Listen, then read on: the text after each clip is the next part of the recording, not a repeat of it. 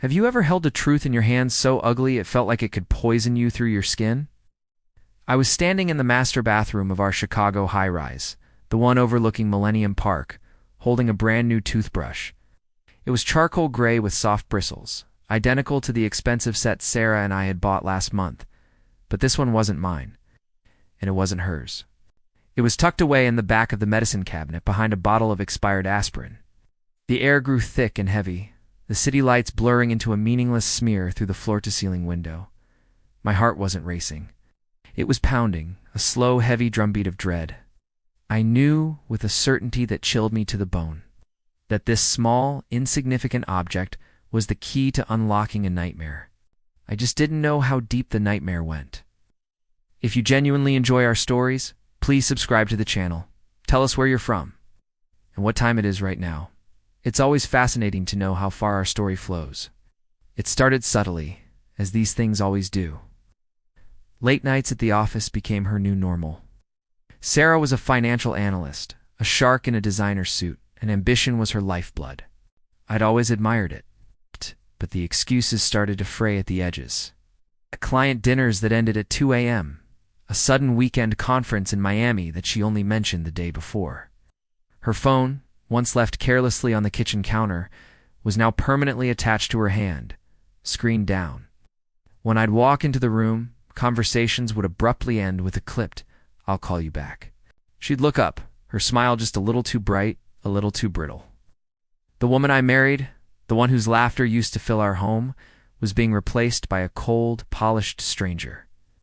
She'd look right through me, her eyes distant, as if I were just part of the furniture in the life she was already leaving behind.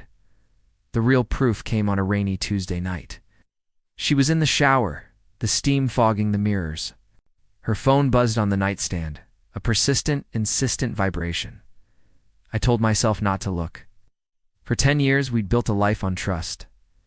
But trust had already left the building. I was just the last one to realize it. I picked it up. Screen lit up with a name, Mark. The message was a simple, gut-wrenching sentence. "Last night was incredible. Can't stop thinking about you." I scrolled up. It was all there, a secret history written in glowing text. Months of it. Intimate dinners, hotel rooms booked on LaSalle Street, promises of a future that didn't include me. They mocked my loyalty, my predictability. One text from her read, "He'll never know. He trusts me too much." I felt the blood drain from my face, replaced by an icy calm. Humiliation is a cold fire, burns away everything, leaving behind something hard and sharp. In that moment, standing in the dim light of our bedroom, the man I used to be died. She came out of the bathroom, wrapped in a plush white towel, humming a song. She saw me holding the phone and her face went blank. The mask of the loving wife dissolved, replaced by pure, unadulterated contempt. "What do you think you're doing going through my phone?" she hissed, her voice dripping with venom. There was no apology, no remorse, just anger that she'd been caught. That's when I understood I wasn't dealing with the woman I loved anymore. I was dealing with an enemy. Over the next few weeks, they became brazen, untouchable. She'd take his calls right in front of me, speaking in low-coded tones, a cruel smirk playing on her lips.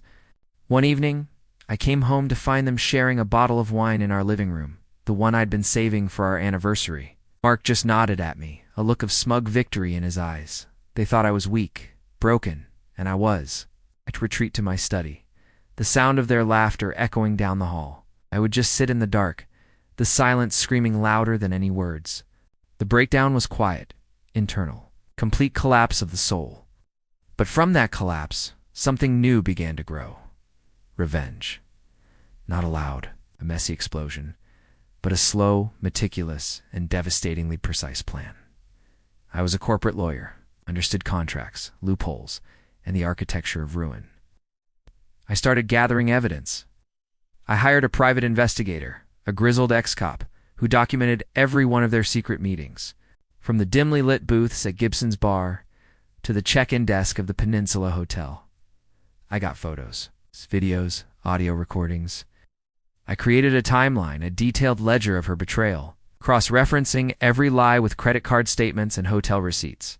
While she was planning her new life with him, I was building her cage, bar by legal bar.